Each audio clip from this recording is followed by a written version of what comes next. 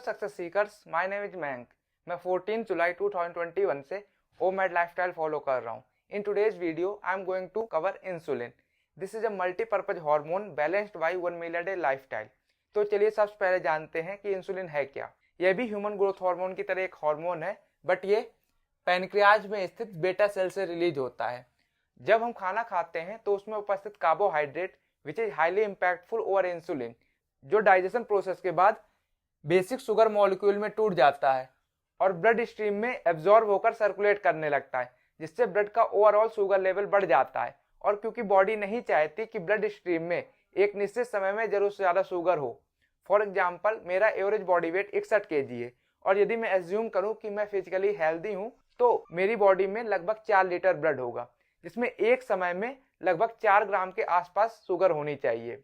मतलब केवल 1 ग्राम पर लीटर ब्लड, जो खाना खाने के बाद स्वाभाविक रूप से बढ़ती है। जिसे कम करने के लिए इंसुलिन, जिसे एक डोर ओपनर की तरीके देखा जा सकता है, जो इस बढ़े हुए ब्लड शुगर को नॉर्मलाइज करने के लिए सेल का दरवाजा ओपन करती है, ताकि एक्स्ट्रा शुगर को उसके अंदर स्टोर किया जा सके। क्योंकि यदि एक्स्ट्रा शुगर को स्टोर नहीं किया गया तो ब्लड गाढ़ा हो जाएगा, लाइक हनी या सिरप, जो नर्व और ब्लड वेसल को डैमेज करेगा, which can further damage brain, eye, heart, kidney, etc. because these organs are directly influenced by the condition of blood. तो इसलिए ये अति आवश्यक हो जाता है कि इंसुलिन प्रॉपर्ली फंक्शन करे, so that it can tightly down regulate blood sugar level to the required range. Carbohydrate के अलावा प्रोटीन भी इंसुलिन स्पाइक करता है, लेकिन कार्बोहाइड्रेट से काफी कम। वहीं फैट, डाइटरी फाइबर, मिनरल्स और vitamins impact almost zero to insulin. वहीं बॉडी को प्रॉपर्ली फंक्शन करने के लिए यह भी आवश्यक है कि ब्लड ग्लूकोज लेवल एक रिक्वायर्ड रेंज से नीचे ना जाए, नहीं तो लो ब्लड शुगर या हाइपोग्लाइसीमिया कहीं ज्यादा खतरनाक हो सकता है हाई ब्लड शुगर या हाइपोग्लाइसीमिया की तुलना में। Because in case of high blood sugar we at least have time to work on it. लेकिन लो ब्लड शुगर होने से ब्रेन, जो टोटल बॉडी का 20% फ्यूल यूज करता है, और इसके कई पार्ट्स केवल ग्लूकोज पर रन करते हैं। And the sudden and severe drop in blood glucose level can cause from cognitive aberrant to seizures to coma to brain failure to brain और neuronal death to ultimate death. तो जैसे ही blood sugar level required range से नीचे जाने लगता है तो बॉडी के अलग अलग पार्ट से कई हार्मोन रिलीज होते हैं, जो ब्लड शुगर को रिक्वायर्ड रेंज तक इंक्रीज करते हैं। फॉर एग्जाम्पल, उसी पैनक्रियाज के अल्फा सेल से ग्लूकागॉन नाम का एक हार्मोन रिलीज होता है, जो ग्लाइकोजन से ग्लूकोज को अलग कर ब्लड स्ट्रीम में लाकर ब्लड शुगर को रिक्वायर्ड रेंज तक इंक्रीज करता है। वहीं यदि हमारे दोनों प्राइमरीली ग्लाइकोजन स्टोर डिप्लीट हो जाते हैं तो body through the process called gluconeogenesis अपनी न्यूनतम ग्लूकोज की रिक्वायरमेंट को पूरा कर बाकी बची हुई रिक्वायरमेंट को कीटोन से पूरा करती है। यदि मैं इसे इस तरीके से समझाऊं कि मैंने एक हफ्ते कुछ नहीं खाया और मेरा ब्लड ग्लूकोज लेवल 50 mg/dl से नीचे चला गया, और 70 mg/dl से नीचे वेरी लो कंसीडर किया जाता है, and this level can be extremely dangerous. लेकिन केवल उस सिचुएशन में जिसमें मेरे ब्लड कीटोन्स लेवल ना बढ़ रहे हों। लेकिन यदि मेरा ब्लड ग्लूकोज लेवल 50 mg/dl से नीचे है और ब्लड कीटोन्स लेवल 130 mg/dl से ऊपर, तो इसका सीधा सा मतलब है कि मेरी बॉडी के जो ऑर्गन केवल ग्लूकोज पर रन करते हैं उनके लिए तो ये मात्रा पर्याप्त है, और बाकी ऑर्गन्स के लिए ketones the cleanest form of energy तो है ही। यह सिचुएशन केवल हेल्दी पर्सन के लिए। लेकिन यदि कोई व्यक्ति जिसे डायबिटीज है, सिंथेटिक इंसुलिन या दूसरी ब्लड शुगर लोअरिंग मेडिसिन ले रहा है, in that situation this can B life threatening. Let's understand a insulin related term called insulin sensitivity. Insulin sensitivity वो कंडीशन है जिसके अंतर्गत ये बताया जा सकता है कि किसी व्यक्ति की बॉडी में उपस्थित सेल इंसुलिन को कैसा रिस्पॉन्स दे रहे हैं। मतलब यदि किसी व्यक्ति की इंसुलिन सेंसिटिविटी अच्छी है तो उसकी बॉडी द्वारा खाना खाने के पश्चात एलिवेटेड ब्लड शुगर लेवल को नॉर्मलाइज करने के लिए ज्यादा इंसुलिन की आवश्यकता नहीं होगी। वहीं लोअर इंसुलिन सेंसिटिविटी का मतलब है कि उसकी बॉडी में उपस्थित सेल इंसुलिन को प्रॉपर रिस्पॉन्स नहीं दे रहे। मतलब अब उसे कहीं ज्यादा इंसुलिन की आवश्यकता होगी उतनी ही शुगर को सेल के अंदर स्टोर करने में। यदि इसे मैं दूसरे तरीके समझाऊं तो इंसुलिन जो एक डोर ओपनर की तरीके एक्ट करता है जब सेल का दरवाजा ओपन करना होता है, ताकि उसके अंदर एक्स्ट्रा शुगर को स्टोर किया जा सके।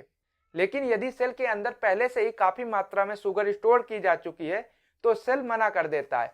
लेकिन क्योंकि एलिवेटेड ब्लड शुगर लेवल को नॉर्मलाइज करना बहुत ही ज्यादा जरूरी है, तो अब दो इंसुलिन मिलकर दरवाजा खोलते हैं और जबरदस्ती उसके अंदर शुगर को स्टोर करते हैं।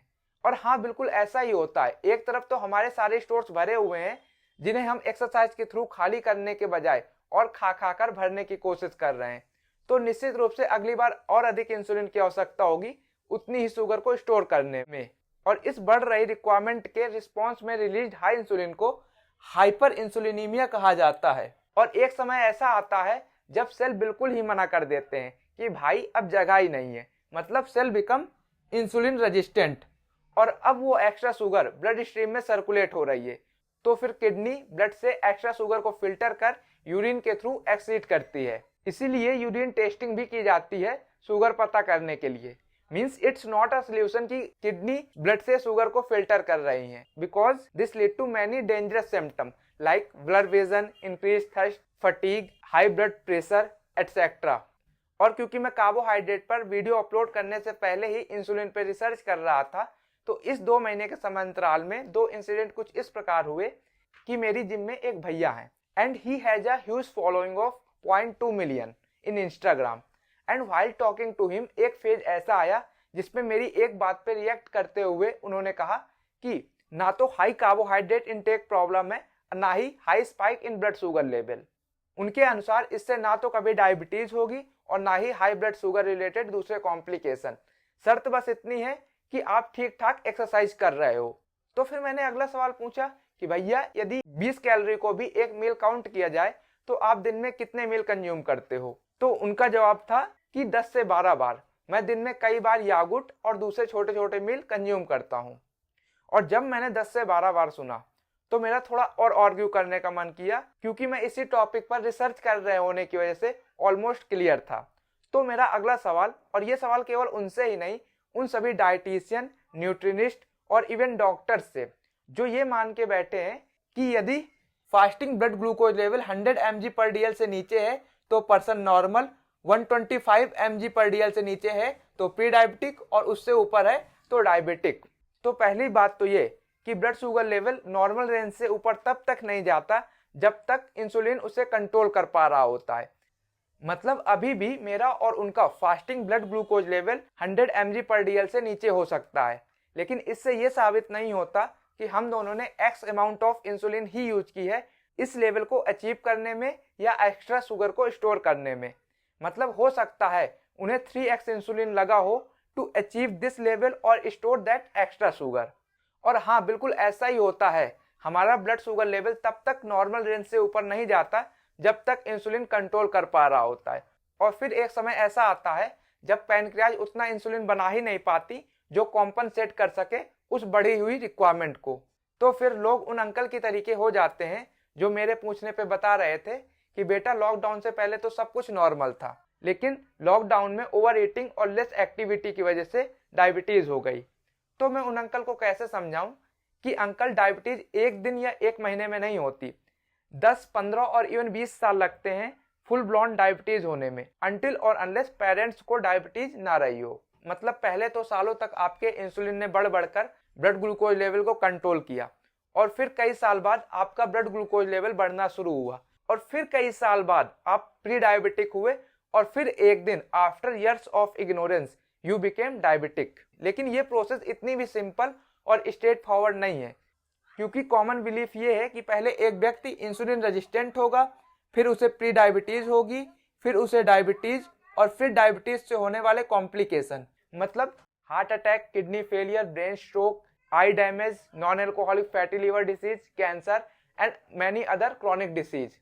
लेकिन ऐसा बिल्कुल नहीं है। ये सारी कॉम्प्लिकेशन इंसुलिन रेजिस्टेंस और प्री डायबिटिक फेज में ही शुरू हो जाती हैं, और ना जाने कितने लोग बिना डायबिटिक हुए brain stroke, heart attack, kidney failure और इवन कैंसर से अपनी जान गंवा देते हैं। फॉर एग्जाम्पल, जितने भी लोग हार्ट अटैक की वजह से इमरजेंसी रूम में एडमिट होते हैं उनमें से 70% को प्री डायबिटीज या अनडायग्नोस्ड डायबिटीज होती है। Means it's not a rocket science. Our blood is becoming thicker and thicker with every modern meal and the lifestyle we are in. And this is the root cause of brain, eye, heart, kidney and many other organ problem because they are directly influenced by the condition of blood. Now let's focus on the solution. There are many ways through we can prevent, reverse और even cure insulin resistance, pre diabetes और even its complication. चलिए मैं अपने example के माध्यम से इसे explain करता हूं। हालांकि मुझे रिवर्स और क्योर तो नहीं करनी, लेकिन प्रिवेंट तो करना ही है, क्योंकि insulin resistance is the cause of almost every chronic disease. पहला, फूड। मेरे 1 मील अ डे की टोटल कैलोरी का 60 to 65% हाई क्वालिटी फैट से आता है और बाकी बची हुई कैलोरी का 1/3 प्रोटीन से, 1/3 फाइबर से और 1/3 कार्ब्स से, जो मोस्टली स्टार्च होते हैं। क्योंकि फैट और फाइबर इंसुलिन स्पाइक नहीं करते, मतलब मेरा 75% मील इंसुलिन की रेंज से बाहर है। वही प्रोटीन जो मॉडरेट इंसुलिन स्पाइक करता है, और वो भी काफी कम है क्योंकि उसकी जरूरत कम है। I have a good physique despite of eating this much of protein which is considered low and especially low for those who want to gain or sustain good muscle mass according to the diet or exercise expert। और carbohydrate भी slowly absorb होने वाले हैं, साथ ही उन्हें protein, fibre और fat के साथ कंज्यूम किया जा रहा है, जिससे फूड का ओवरऑल ग्लाइसेमिक लोड भी कम हो जाता है, जिससे फूड और स्लोली एब्जॉर्ब होता है। अगला स्टेप यदि मैं एग्जांपल के साथ एक्सप्लेन करूं, तो मैंने एक्सरसाइज या कोई फिजिकल एक्टिविटी की और 2-3 घंटे के अंदर अंदर इस कॉम्बिनेशन का मील कंज्यूम किया।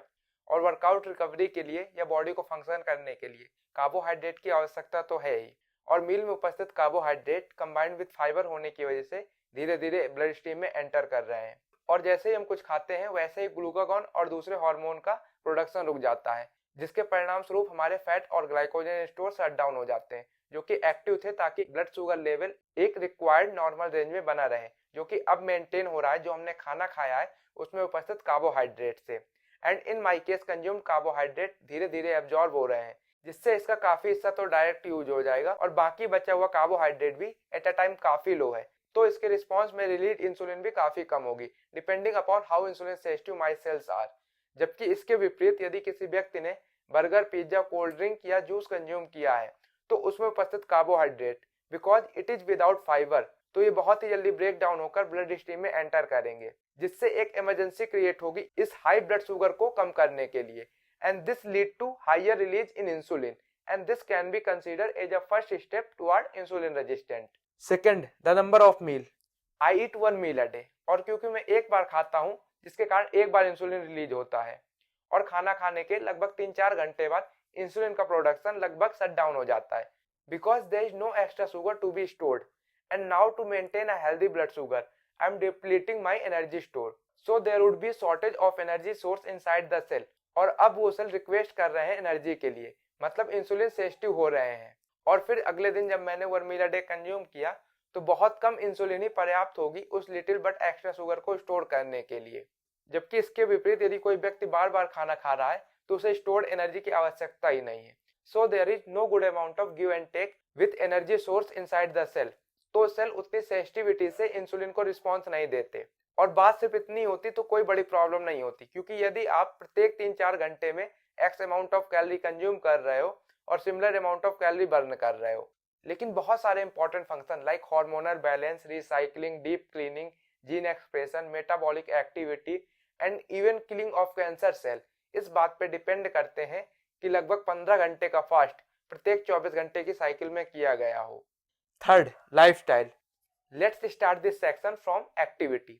मेरे अकेले होने की वजह से मुझे सारे household related work plus job related work तो करने ही होते हैं, साथ ही being a weight lifter I have to follow a intense gym routine, and in all the activity I am depleting my energy store and using muscle, जिससे muscle का size बढ़ता है, and the basic unit of a muscle is cell, जिससे cell की संख्या भी बढ़ती है, और सेल के अंदर उपस्थित mitochondria which is the power house of a cell.